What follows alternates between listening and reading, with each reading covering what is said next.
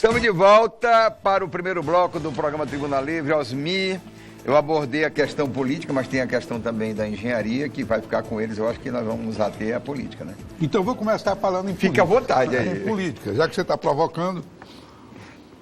O deputado Luiz Gonzaga, do PSDB, e Gerli Diniz, do PP, que são aliados, em tese, de vocês, porque os partidos que apoiam o governo Temer, eles fizeram algumas declarações extremamente preocupantes e eu gostaria de ouvi-los sobre isso. Primeiro, eles disseram, afirmaram na tribuna da Assembleia, que a BR-364 vai fechar, ponto número 1.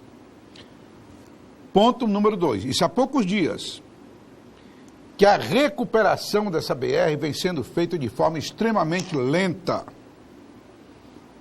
Ponto número 3, que o trecho Tarauacá-Feijó não tem ninguém trabalhando, se quiser anotar, que são muitos trechos. E quarto, eles disseram que tem um outro problema também, que não tem uma balança para aferir o peso dos caminhões que trafegam, danificando nesse momento cada vez mais a BR.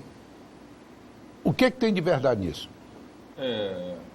Primeiro, eu acho que, não sei se eu estou confuso ou não, mas eu acho que quem deu foi o Luiz Gonzaga e o Jesus Sérgio. Isso. E o Jesus Sérgio. Eu ia lembrar. Não, o Gelli também. Falou, talvez o Gelli tenha falado da balança, que o Gelli ele sempre pega mais na questão da balança. Foi Madureira recentemente, né? Ele falou recentemente. Em relação a isso, a gente tem que, sempre quando falar em BR-364, tentar fazer um filtro político, separar o que é político do que é técnico, né? Infelizmente, quando a gente puxa aí, creio eu que um dos maiores problemas para a BR estar do jeito que está, talvez tenha sido sempre essa ingerência política. Mas assim, a maioria dessas situações tem algumas um pouco de verdade, outras não. Em relação a começar de trás para frente, balanceando a Madureira, né? Realmente estamos com um problema de balança, né? A gente já desde o ano passado que tenta corrigir isso, temos tentado fazer convênio, inclusive com o próprio DERAC, que ele sempre cuidou das balanças que estão no Estado. A gente consertou por 3 vezes as balanças, e toda vez que consertava, de uma forma ou de outra, o próprio caminhoneiro, eles aprendem como quebrar a balança. Eles chegavam lá em um determinado momento, quando começava a ficar muito intensiva a fiscalização, e quebrava a balança. Mas, a par disso, a gente tem tentado desenvolver diversas ações nesse sentido. Por exemplo, uma luta nossa, desde que a gente virou superintendência, que inclusive é recente, a criação da nossa superintendência, remonta aí a março desse ano, a gente iniciou uma conversa em Brasília de tentar trazer para o Estado 2 balanças móveis portáteis. O que é isso? É uma balança que, quando a gente contrata, ela já vem com a equipe de apoio toda completa, faltaria apenas o agente de trânsito, que no caso a gente está fechando isso com a PRF, que em qualquer lugar ela anda, ela chega lá, coloca e estica na pista e pesa onde for. Então pode pesar em Rio Branco, pode pesar Sena, Bujaria, ou seja, é uma fiscalização de rotina. Então o caminhoneiro nunca vai saber onde é que está a balança. Então esse efeito surpresa na prática da fiscalização tem muito efeito. E por essa versatilidade é uma balança muito boa. A gente já está com previsão de até o final do ano conseguir 2 dessas balanças para colocar. Além disso, a gente tem tratado também um outro plano, e aí inclusive com participação do Ministério Público Federal, a gente tem tentado construir isso. Tivemos há cerca de 1 mês e meio atrás uma reunião onde participou o Ministério Público Federal, DERAC, Polícia Militar, Polícia Rodoviária Federal, Exército, para tratar de balança. Qual é a ideia? Inclusive a Receita Estadual, também a Fazenda, é que a gente bote para funcionar todas as balanças existentes. Infelizmente, essas balanças não são do nosso padrão. Nossa balança DENIT pesa por eixo. Essa é peso bruto total. Tem uma diferença. Por quê? Porque se a carga estiver deslocada dentro do caminhão, ela causa mais efeito na rodovia. Então, por isso que o DENIT sempre pesa por eixo. Mas, independente disso, mesmo pesando peso bruto total, é alguma coisa, pode ajudar. E a nossa ideia é botar para funcionar da Tucandeira, Bujaria, Sena Madureira e Senador Guiomar. Por que essas? Porque lá na Tucandeira a gente já tem o posto da polícia da Fazenda e com policiamento permanente.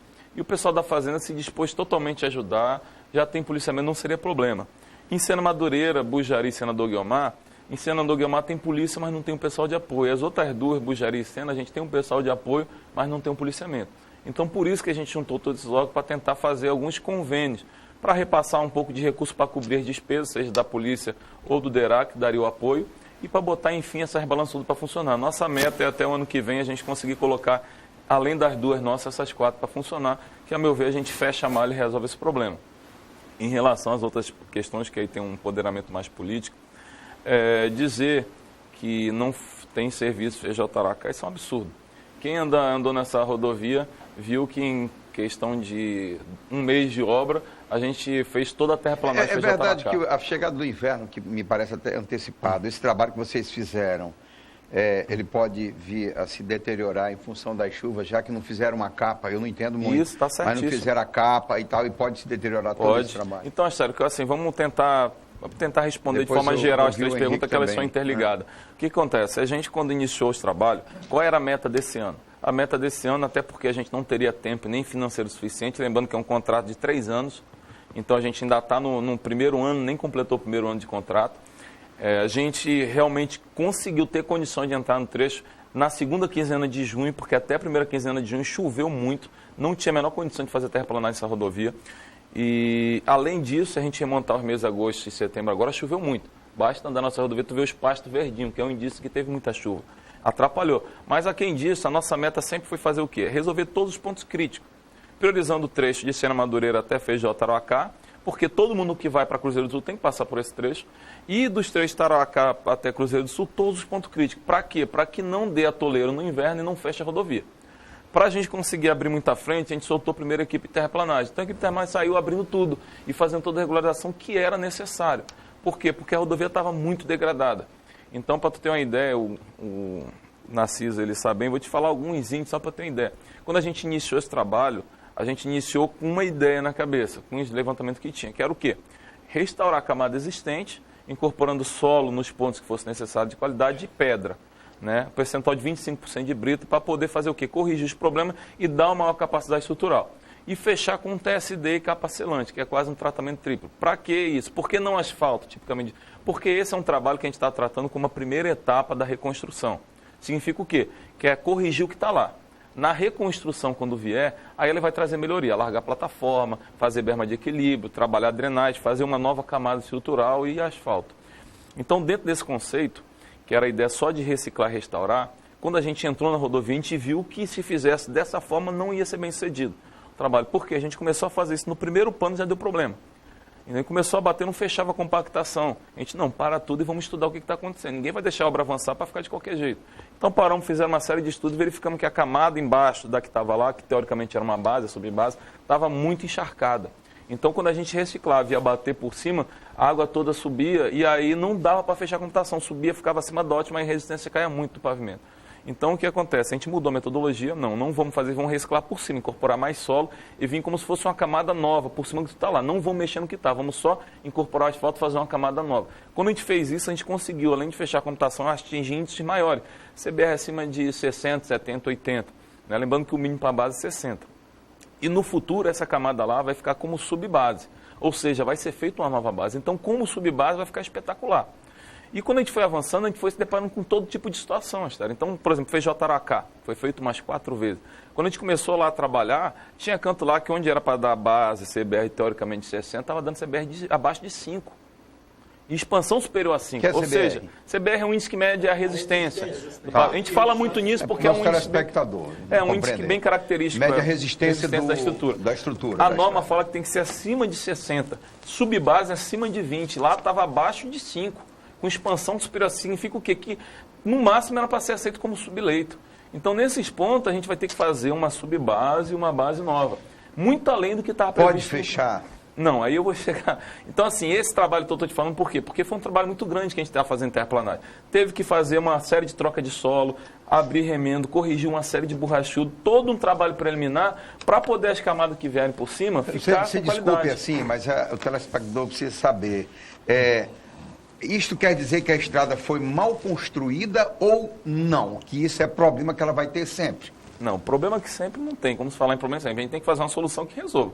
Tem como falar que é um problema sempre. Tanto é que tem... Em função do solo, de rios, essas coisas todas, assim, usar parafraseando alguns colegas de profissão. Para a engenharia não existe problema que não tem solução. Engenharia é orçamento e prazo. A gente tem que ter custo e prazo. Eu nem discuto o orçamento dessa questão que o pessoal fala tanto, porque realmente é caro demais construir na Amazônia. A gente não tem pedra. A gente está trazendo a metodologia agora para usar pedra. Nunca foi usado pedra nessa rodovia. A gente está trazendo, só trabalhando, acabamos com solo cimento. Eu poderia passar meia hora aqui te falando dos problemas disso. Tiago, Vamos interromper. Só falando assim, não vai fechar a BR, só para deixar claro. Vamos interromper. Ótimo, é que é isso que o povo quer saber. Mas você viu que eu fiz uma pergunta que dava para o programa todo. Pois é, eu estava vendo aí. Nós vamos botar o Henrique também na conversa aqui. A razão pela qual eu vou interromper o badalo do Tiago, né? Tá, você vai falar sozinho, né, assim. A gente se empolga, né? Quando Não, mas tá certo. Não, tem que falar. Muitas perguntas ao mesmo tempo. No decorrer do programa, logicamente, do que eu aprendi na minha vida, do que eu vivi no setor rodoviário. Eu até estava falando aqui com o... Aqueles ramais que tem no Peixoto chamado Mendes Carlos, foi a sua empresa que fez? Foi. Era muito elogiada. Aquela a C400 também foi? Obrigado Paz pelo de elogio. Castro. Muito elogiada aquela Deixa de querer C400. agradar. Não, é verdade. Eu trabalhei no INCRA, no Peixoto. O que aconteceu, e vocês... Tá puxando. vocês ali. pelo menos o doutor Carlos, Carlos não tinha nem nascido. eu menos, que eu sou mais novo que ele, tá? Quando- Não pareço não, mas sou. Quando eu já era Eu não engenheiro... tinha nascido, vocês imaginam. E, por sinal, com a minha primeira experiência profissional como engenheiro foi no DNR, no 14º Distrito Rodoviário Federal. Por sinal, o diretor do 14º Distrito Rodoviário vinha ser exatamente o meu professor de estradas e rodagens, Dr. Marcelo Cabal de Andrade. E tudo que eu aprendi com ele sobre obra rodoviária, quando eu cheguei aqui no Acre, vi que fazia diferente. Completamente diferente. Completamente diferente. Primeira, Osmi tem razão. ausência de Pedra. agregado. O leigo chama muito de pedra, mas do agregado, do graúdo, da brita, da pedra britada e da própria areia. É muito fino no nosso estado também. Que Porque você sabia que a areia do Rio Acre, ela, do ponto de vista de engenharia civil, ela é inapropriada até para a construção de concreto e asfalto. Ela vira lama, né? Concreto e cimento. Muito fino. O consumo de cimento está ficando Só muito você ter uma ideia, para você, num traço que você obtém em concreto de cimento, Sim. uma resistência usando 6 sacos de cimento por metro cúbico, usando a areia do Rio Acre, você tem que usar 8 sacos de cimento. Agregar mais cimento ali. Tá certo? E uma das coisas que o meu professor de rodoviária dizia, que no concreto, da aplicação do concreto asfáltico, assim, concreto asfalto, uma das coisas que você deve não usar de forma nenhuma são os materiais pulverulentos. Aliás, o quê? Pulverulentos. Materiais finos, Sim, então explica isso direitinho. que você não entende, mas ele entende, que é o material que passa na Pereira dos Etos. E aí eu cheguei aqui no Acre e vi fazer tinha isso. asfalto com laterita. No trecho da 317, até recentemente ainda tinha. Isso lá no Nordeste é uma heresia. Isso aí não é imaginável. Laterita é o quê? Laterita é esse Uma areia assim, esse tem que ter cascalho. vergonha. Ah, o pissarra, nosso pissarra. Pissarra, a pedrinha da misturado com É a argila. pissarra. Misturado com argila. Então, aí veio aí a pergunta e ele, en passant, falou no termo orçamento. A baixa qualidade das obras rodoviárias no Acre, ela se dá em razão de orçamento. Porque se você para fazer uma obra rodoviária, como é feita lá em São Paulo, no Rio de Janeiro, que você faz hoje, a primeira, você fica mantendo uma primeira conservação com 15 anos, a restauração com 25 anos, aqui você faz um ano, No outro tem que estar. no outro tem que estar fazendo. Por quê? Se você for fazer tecnicamente, quando manda as normas, antigamente dizia as normas do DNR e hoje do DENIT, o preço de 1 quilômetro de asfalto no Acre custa 3 ou 4 vezes mais do que custaria lá no Rio Grande do Norte. E daí a minha preocupação e vem a minha pergunta. O DENIT tem grana para bancar o que você acabou de assegurar, que a BR não vai fechar esse ano? Eu queria só ouvir o Henrique, porque ele não participou ainda. Vamos lá, Henrique. Boa noite. Em relação à pergunta do Narciso, eu queria fazer um paralelo com o último período de inverno que nós enfrentamos, né? 2016, 2017. A gente vinha de um período, de um outro contrato, né? Que era um contrato muito menos robusto do que esse, então a rodovia estava dadas as condições que nós recebemos ela estava numa condição quase que caótica, né? Esse contrato atual foi dado ordem de serviço dia 6 de dezembro de 2016, né? E aí a gente começou a obra, né, desse CREMA com o objetivo de não deixar a rodovia fechar. E naquela situação, né, naquele contexto, a probabilidade da rodovia fechar era muito maior, porque a gente tinha cerca de 150 processos erosivos ou de escorregamento. Você passava na rodovia, você via aquela parte da plataforma da rodovia, aquele buraco, né, que chega a dar um frio na barriga em alguns quando passava, né? Chama de talude, é isso? Isso. Predominantemente em qual trecho, mais ou menos? Olha, Sena Madureira, Feijó é onde tinha maior incidência de instabilidade dos aterros da plataforma da rodovia. Mas naquela situação, né, sendo dada a ordem de serviço no período chuvoso, 2016, 2017, né, com inúmeros pontos críticos, né, muitos atoleiros, né, a gente não deixou a rodovia fechar. E agora, num contexto que a gente já está trabalhando com as obras de restauração, que são as obras mais robustas, né, que o Thiago explanou bem, desde a segunda quinzena de junho até agora já corrigimos a maior parte dos pontos críticos até Feijó, né, principalmente com o serviço de terraplanagem, com a empresa mobilizada. Então, assim, a probabilidade de fechar é muito menor e a gente está trabalhando para que não feche. O que pode acontecer é uma eventualidade, devido a uma chuva atípica, concentrada, romper a rodovia, como acontece aqui, aconteceu quando eu trabalhava em Rondônia, no DENIT, né, no município de Cacoal, acontece em qualquer local, né? Mas a gente está trabalhando para proteger todos os pontos críticos, né, e para que essa rodovia não feche, porque a gente tem consciência da responsabilidade que temos e da importância dessa rodovia para o desenvolvimento do estado do Acre. Então, a questão do orçamento que o Narciso, a pergunta é dinheiro. Então, assim, para responder é o seguinte, Narciso, a gente pensando tem que dividir qual é o objetivo do DENIT em cada momento, né? Como eu te falei, o objetivo hoje é restaurar o que existe. Dentro desse conceito de restaurar o que existe, a gente tem orçamento. A gente tem orçamento esse ano para a meta que era atacar todos os pontos críticos para não deixar fechar. E tem a previsão, a gente tem que falar em previsão, porque na política tudo muda de dia para a noite, ninguém sabe ano que vem o que pode acontecer, mas existe sim a previsão de que a gente vai ter recurso ano que vem para concluir essa restauração. Lembrando que essa restauração é apenas a primeira fase. Aí virá a reconstrução, aí sim um montante de recurso é grande. A gente está estimando a reconstrução em torno de R$1 bilhão. Por quê? 2,5 milhões o quilômetro, que isso é o custo médio gerencial do DENIT a nível nacional. A gente sabe que aqui a situação é mais complicada, mas a gente está estimando nisso. Então, assim, eu acredito sim, Narciso, que a gente vai dividir essa obra em torno de mais 4 ou 5 anos da reconstrução, não pela a questão de prazo, se é necessário, mas pela questão orçamentária. Se eu tivesse dinheiro para fazer em 2 anos, eu faria. Mas como a gente muito provavelmente não vai ter essa monta, a gente vai ter que dividir em torno de 4 anos. Mas a gente tem essa previsão sim. Agora é óbvio que ano que vem tem eleição, pode mudar tudo, ninguém sabe. Mas a previsão assim, nesse momento a gente tem orçamento para fazer o que é necessário. Pegando o que o Carlos falou, só para estar aí para tu entender, hoje nós já temos restaurado nessa rodovia em torno de 75 quilômetros restaurados. E se a gente for pulando os trechos que a gente pulou, por exemplo, tem um trecho melhor de asfalto entre os panos de reciclagem, que a gente não vai fazer esse ano.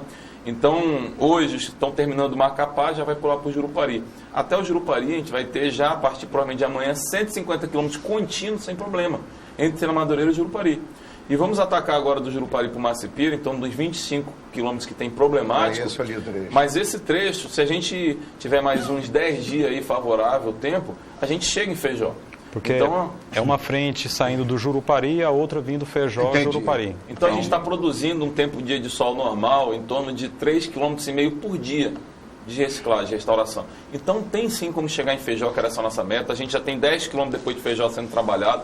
Feijó para Tarauacá, que foi todo aberto, como tu falou, na terraplanagem. O que nós vamos fazer? Não vai dar tempo para restaurar esse ano, nós vamos proteger o trabalho com TSD, para passar o inverno. Dali até o Liberdade, todos os pontos críticos vai ser feito isso. Vamos passar o inverno? Vamos passar tranquilo. Por quê? Porque a empresa ela vai ser obrigada nesses pontos a manter uma equipe permanente, independente das outras. Abrir um buraquinho, ela vai tapar. Abrir um buraquinho. É isso que ela vai fazer. Então a gente vai passar tranquilo esse inverno, sem problemas. Isso é eu vou para o intervalo, Osmir, e volto já com você. Tá bom? A gente vai tratar também da BR-317. tem um trecho assim que está bem deteriorado ali entre Chapuri e Epitáciolândia, mais ou menos do 30 até Epitáciolândia, e a ponte também sobre o Rio Madeira, que é DENIT, né? Tá naquela região ali, eles têm informações. Nós vamos ao intervalo e voltamos já para o segundo bloco.